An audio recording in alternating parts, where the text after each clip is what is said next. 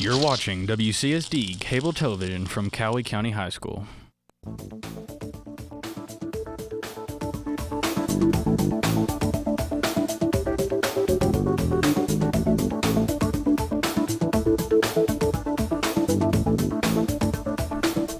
It's a new month, and that means it's time for a new Sheriff Report. I'm Bradley Smith here at Calloway County High School, along with Sheriff Sam Steger, and he's going to be joining us for this month's April edition of the Sheriff Report. Good to have you with us, Sheriff Steger. Good morning. Good to be here, as always. Thanks for having me. And our main topic for this month, we're going to be talking about our Ghost Out program that we had here at the high school. Yes, sir. All right, and we've got some footage of how the day started that day of the Ghost Out. We'll take a look at that. Sure. Basically, let me tell you a little bit about the Ghost Out program. The Ghost Out program was begun in the early 90s by the Kentucky Office of Highway Safety, and basically to deter teenage drinking and driving, which we were able to put a little more twist to it because things have progressed as far as teenagers driving this day and time. Our main focus for having the wreck scene at the school that morning was to show people in reality what happens, and what you're seeing there is basically what a serious accident scene looks like. All the entities that were there, from the Callaway County Fire and Rescue, the Murray Callaway County EMS, the Sheriff's Office, sometimes the State Police, Murray Police Department, and of course, in serious crash scenes, everybody asks why we had the helicopter, land right there. Well, many times in a serious crash, we'll land the helicopter right there with us because of time-wise. By the time you get somebody cut out of a vehicle and they've had time to get to us by air rather than loading in the ambulance, taking them to the hospital, and going through that process again. There again, we tried to make it as realistic as possible. You see the tops being cut off the cars by the fire and rescue guys and ambulance crews. And when the kids were coming to school, we wanted that impact of the eye opener. And I believe we got that morning. We had several people comment. We had several people that actually thought it was a real collision, which is really what we wanted. We wanted them to think, that looks like a serious crash. Wonder what happened. And then throughout the day, they found out what happened. So the reason for the crash scene there was, just to get the kids' eyes open as they arrived at school that morning. And our viewers there could see that was very realistic. As you said, many people thought it was real. Correct. When I was driving in, I thought, well, something's going on up here. Yes. And we had just to give everybody kudos, Deputy Palmer of my office, he's the one that put all that together. Burroughs Wrecker Service and Max's 641, they delivered our cars for us. I believe we got our cars from Keys, and just so many entities involved in this process this week. It was great for everybody to be working together, and we all had one goal, and that was to reach our teenage drivers here at the high school. Absolutely, and that's how the day started. But as the day went on, we see that many students had kind of a real experience of things that can be an effect of texting and driving and drinking and driving. Correct. We've got some more footage of that as well. Sure, and that's how I say the Ghost Out program, began based on the teenage drinking and driving issues that we were having back in the 90s. They didn't have cell phones like we do now and other distractors that we have now. So we kind of included the whole thing in our program. And as you can see, how realistic it is that 1 minute your fellow classmates there, and then the next minute they may not be. And that was the impact that we were trying to show. Us removing the kids out of the classrooms, it just symbolizes. There you see Lucius. 1 minute he's there and 1 minute he's gone. So it symbolizes to the other kids that how quick life can change. All for a simple distractor of, I'm just going to glance down at that cell phone for just 1 second, or I'm going to reach down over here and change the radio, or reach over and get a cup that I've dropped, or and in the big picture, another 5 or 10 minutes to get to your destination, or to pull over right then, just pull over on the side of the road and take care of that business, can save your life, or save somebody else's life. As we've had a couple of fatalities, unfortunately, here in the county in the last little bit, and they were from distractions. People, I've always been taught and trained there's not such thing as an accident because it's preventable. Those are preventable things. They are collisions. It's not an accident that you reach down and you text. It's not an accident that you reach down and you grab that cup. That's not an accident. That's something that you are intentionally doing. So we're trying to get that across to the young people of just take your time, get to where you're going, and get there safely. That's basically the goal of what this Ghost Out was. And we saw there as the Grim Reaper was going into the classes, just some of the reactions that the people had and how realistic it was that the people were there then gone the next. That's right, especially when that's your close friend that you're there sitting in class next to and you're like, oh goodness, he's like gone now for the rest of the day. However, in reality, he's gone for the rest of your life. So it was good really to see a lot of the reactions of how serious the kids took it, which is what our goal was. This was not a laughing matter. It's serious to everybody. It affects so many. It doesn't just affect your immediate family. It affects friends and distant family. There's a lot of people that are so affected by the death from a car collision. So I was really pleased with how everybody accepted what we were doing and trying to get our point across.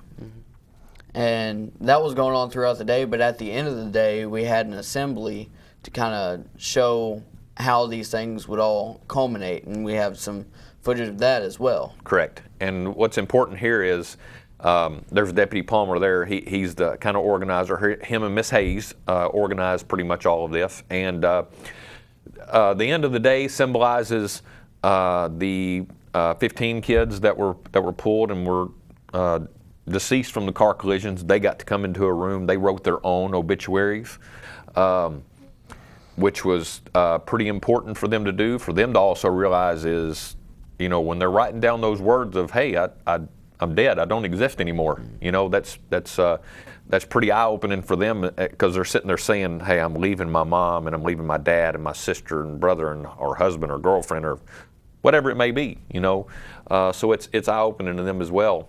Throughout the day, you heard the gong going off during, that was symbolizing each time that a kid was being taken. It went off several times, I believe you saw.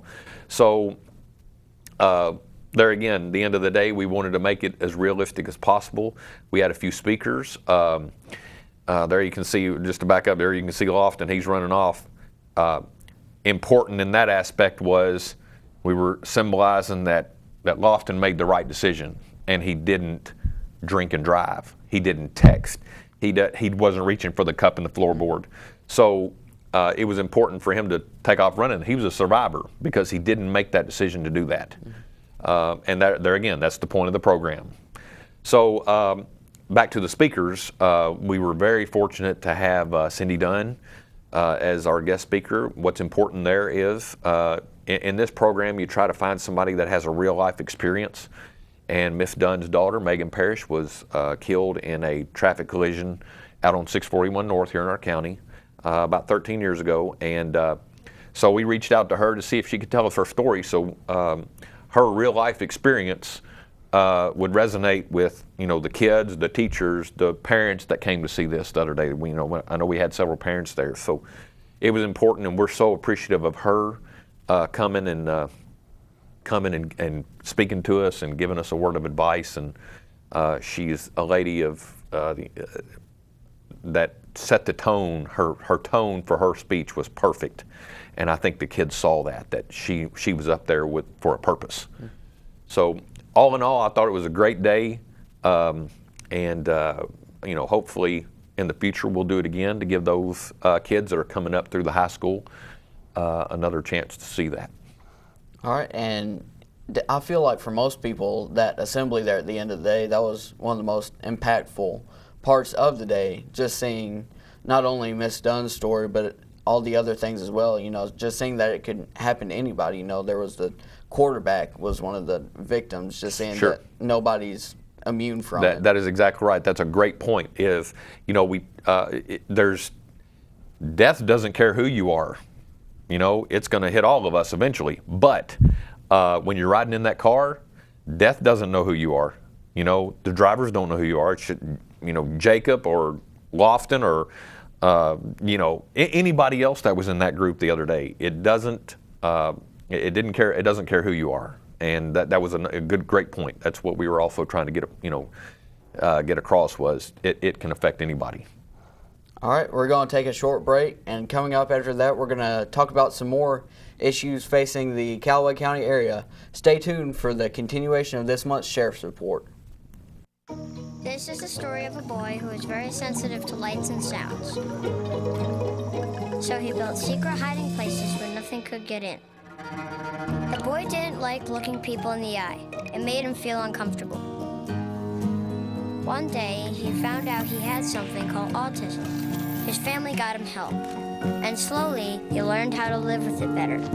Early intervention can make a lifetime of difference. Learn the signs at autismspeaks.org.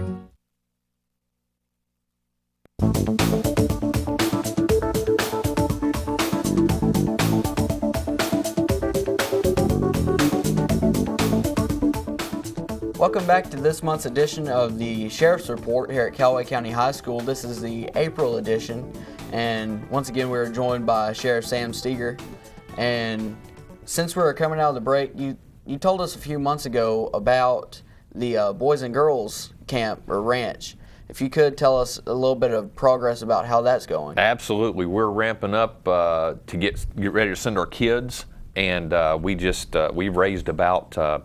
I just turned over about $3,500 to them for, we had that vendor event down at Fire and Rescue here a couple weeks ago, and it was a great deal. We raised some good money for the ranch down there.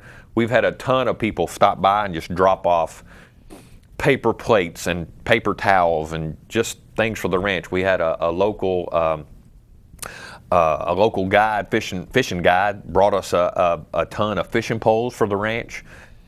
So I delivered all that up there last week, and of course they're so grateful for anything that they can get their hands on to help operate the ranch. Such a good place for the kids to go and spend the summer, and we've got a group of going. We just got our dates actually a couple days ago, and we're actually going. Our boys will be going up the last week of June, and the girls will be going up the first week of July. So always an exciting time for the kids to go up and do all the activities that they get to do up there. Well, I know that's a great program. It's good to hear about all the progress that's been made there. It is. Great program.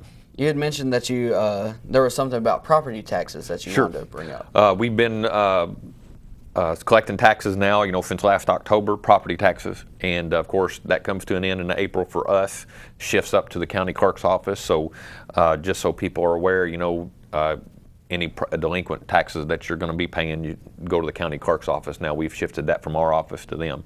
So the property tax season, that's the end. It won't be long. It'll be kicking back into gear again. It's a short cycle. So we're already preparing for next season, which will start hopefully in October. All right. And as with every month, we have our Fugitive of the Month, if you could explain that. Absolutely. This month's Fugitive of the Month is James Bynum, senior. He's a white male. He's 54 years old, 5'10", 285 is what we're showing as weight. He has multiple counts. We have multiple warrants on him for failing to appear here in Callaway courts. So as always, if you have any information on Mr. Bynum, feel free to call us at 753-3151 or call your Crime Stoppers. Call the Murray-Callaway County Crime Stoppers, 270-753-9500. If your information leads to the arrest of Mr. Bynum, you could be eligible for a cash reward through Crime Stoppers. And as always, your information remains anonymous. So if you'll call and leave us a tip there on the Crime Stoppers hotline, we'll see if we can't get him picked up. All right, that's all we have for this month's Sheriff's Report. We thank you for joining us, Sheriff Steger, and we thank all of you for tuning in to this month's edition of the Sheriff Report.